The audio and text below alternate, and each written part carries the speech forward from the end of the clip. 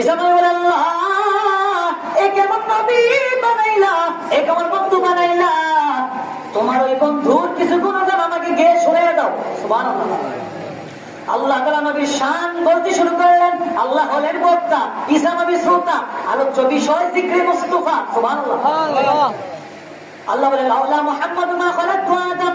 আল্লাহ বলেন, ঈসা রে, আমি যদি আমার বন্ধু মুহাম্মদকে না বানাইতাম, আমি আদমকে বানাইতাম না।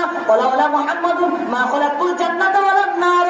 আমি যদি আমার বন্ধুকে না বানাইতাম, আমি জান্নাত জাহান্নাম বানাইতাম না। আল্লাহু আকবার। আল্লাহু আকবার। ওয়ালাকাদ খালাকতু আরশি আলাল মা। ঈসা রে, আমি যখন আরশটা বানাইলাম,